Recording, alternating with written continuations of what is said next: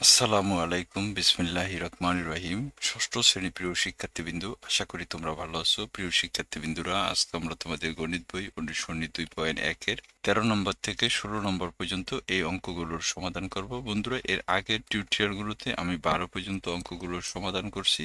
তোমরা চাইলে এই অঙ্কগুলো দেখে আসতে পারো। প্রিয় শিক্ষার্থীবৃন্দুরা, এই অঙ্কগুলো করার জন্য আমি একটা পিডিএফ তৈরি করছি। চলো আমরা পিডিএফ থেকে তোমাদেরকে দেখাই দিই। আশা করি আমার পিডিএফটা দেখতে পাচ্ছ। ষষ্ঠ শ্রেণী গণিত 2025 অধ্যায় 2.1 অনুপাত শতকরা অনুসরণী সমাধান 13 থেকে 16 পর্যন্ত। তো প্রিয় শিক্ষার্থীবৃন্দুরা, অঙ্কগুলো শুরু করার আগে তোমাদের প্রতি অনুরোধ, দয়া করে আমার চ্যানেলটা সাবস্ক্রাইব করবা, ভালো লাগলে কমেন্ট করবা, শেয়ার করবা। এখানে দেখো 13 নম্বর অঙ্কে কি বলছে। 18 ক্যারেটের 20 গ্রাম ওজনের সোনার গহনায় সোনা ও খাদের অনুপাত 3:1 হলে ওই গহনায় সোনা ও খাদের পরিমাণ নির্ণয় করো। এই যে এখানে তোমরা 18 ক্যারেট দেখতেছো, এটা আসলে অঙ্কের কিছু না। এই 18 ক্যারেট হচ্ছে সোনার বৈশিষ্ট্য, অর্থাৎ সোনা বিভিন্ন ক্যাটাগরির হয়। 18 ক্যারেট আছে, 22 ক্যারেট আছে, 24 ক্যারেট আছে। ওই রকমই একটা ক্যারেট হচ্ছে কি সোনা। 18 ক্যারেটের সোনা দিয়ে একটা গহনা বানাইছে, সে গহনার ওজন হচ্ছে কত? 20 গ্রাম। এখন ওই গহনায় সোনা ও খাদের আবার অনুপাত আছে কত? 3:1। খাত মানে কি? ক্ষয় হওয়া বা অপচয় হওয়া। এখন 20 গ্রাম ওজনের সোনার গহনায় সোনা ও খাদের অনুপাত যদি 3:1 হয়, তাহলে ওই গহনায় সোনা এবং খাদ কতটুকু আছে এটা আমাদের বের করতে হবে বন্ধুরা। তো দেখো, আমি অঙ্কটা এইভাবে করছি।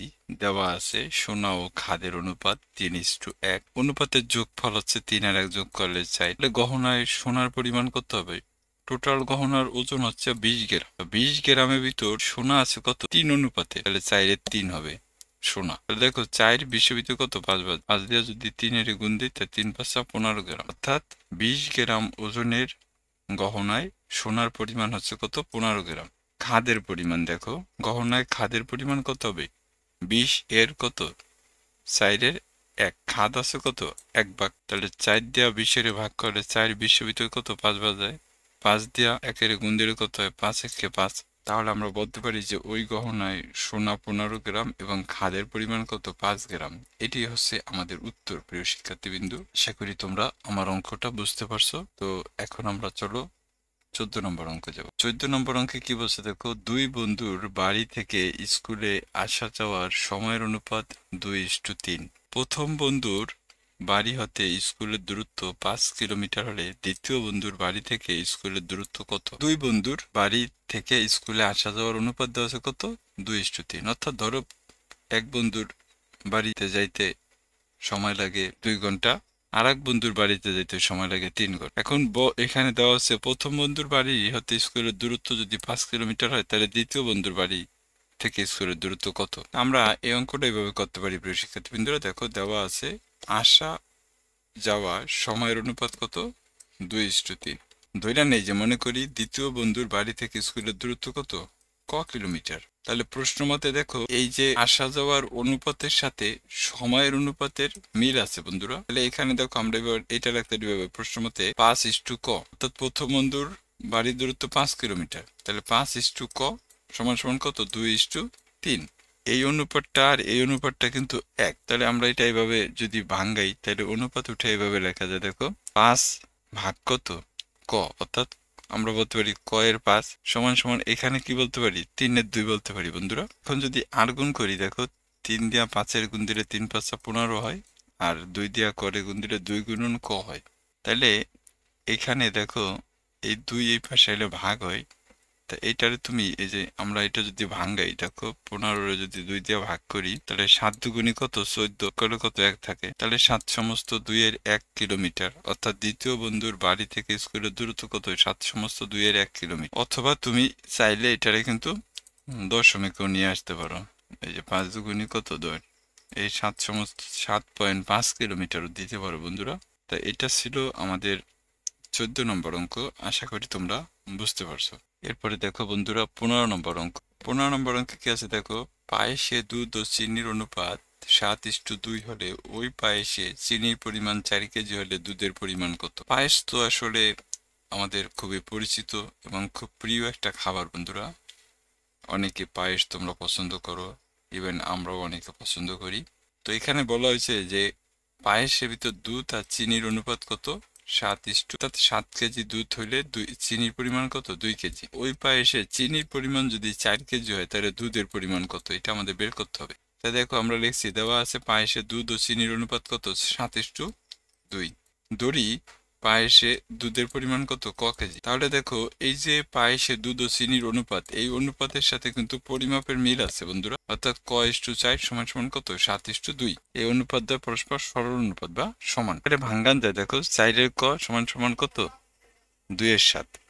তা 2 দিয়া করে গুণ দিলে 2 গুণন ক, আর 4 দিয়া 7-এর গুণ দিলে 4-7 28 হয়। 2 দিয়া 28-এর ভাগ করলে কত? 2 দিয়া যদি আমরা 28-এর ভাগ করি তা 2 28-এর ভিতরে কত? 14 বার যায়। তার মানে পায়েসের দুধের পরিমাণ কত? 14 কেজি। খুবই সহজ অঙ্ক প্রিয় শিক্ষার্থীবৃন্দরা, আশা করি তোমরা বুঝতে পারো। এরপরে দেখো 16 নম্বর অঙ্কে বলছে কি যে দুইটি কম্পিউটারের দামের অনুপাত 5:6 হলে প্রথমটির দাম 25,000 টাকা হলে দ্বিতীয়টির দাম কত? মূল্য বৃদ্ধির ফলে যদি প্রথমটির দাম 5,000 টাকা বেড়ে যায় তখন তাদের দামের অনুপাতটি কি ধরনের অনুপাত হবে? এই অঙ্কটা বন্ধুরা দুইটা উত্তর হবে। এই পর্যন্ত একটা উত্তর, তারপর আবার এখান থেকে এই পর্যন্ত একটা উত্তর। তা চলো আমরা এটা কিভাবে করি দেখো। তাইলে দেখো আমরা কি লিখছি, দেওয়া আছে দুইটি কম্পিউটারের দামের অনুপাত হচ্ছে কত? 5:6। ধরি দ্বিতীয় কম্পিউটারের দাম কত? ক টাকা। এখানে দ্বিতীয় কম্পিউটারের দাম চাইছে, তাই আমি ধরে নিছি। এখন প্রশ্ন মতে দেখো এই যে প্রথমটির যে মূল্য, এই মূল্যের সাথে এই মূল্যের কিন্তু পরস্পর সমান, এবং এই দামের অনুপাতের সাথে, তার মানে এই যে মূল্যের অনুপাত আর দামের অনুপাত এটা পরস্পর সমান। তাইলে আমি লিখছি প্রশ্ন মতে 25,000 ক সমান সমান কত? 5:6। তো এটা যদি আমরা ভগ্নাংশ করি তাহলে ক এর 25,000 সমান সমান কত? 6-এর 5। এখন 5 দিয়া করে গুণ দিলে 5 গুণন ক, আর 6 দিয়া 25,000 গুণ দিলে 1,50,000 হয়। 5 দিয়া যদি আমরা 1,50,000 গুণ দিই তাহলে ক এর মান কত আসে? 30,000। অর্থাৎ এই যে দ্বিতীয় কম্পিউটারের দাম ক টাকা ধরছি, তাহলে এখানে বলতে পারি যে দ্বিতীয় কম্পিউটারের দাম কত? 30,000 টাকা। এটা একটা উত্তর বন্ধুরা। এরপর আবার বলছে দেখো মূল্য বৃদ্ধির ফলে যদি প্রথমটির দাম 5,000 টাকা বেড়ে যায় তখন তাদের দামের অনুপাতটি কি ধরনের অনুপাত হবে? এখানে লিখছি আবার প্রথম কম্পিউটারের দাম 5,000 টাকা বেড়ে গেলে নতুন দাম কত হবে? আগে দাম ছিল কত? 25,000 টাকা। এখন 5,000 বাদ দিয়ে কত হবে? 30,000 টাকা হবে। তাহলে প্রথমটির দামও 30,000 টাকা, দ্বিতীয়টির দামও 30,000 টাকা। তখন দামের অনুপাত কত হবে? 30:30,000। 30,000:30,000, 30,000 দিয়ে ভাগ করি তাহলে কত আসে? 1:1 আসে। তাহলে সুতরাং প্রথম কম্পিউটারের দাম বাড়লে নতুন অনুপাতটি হবে কত? একক অনুপাত। এটি হচ্ছে আমাদের উত্তর প্রিয় শিক্ষার্থীবৃন্দরা। আশা করি তোমরা বুঝতে পারছো।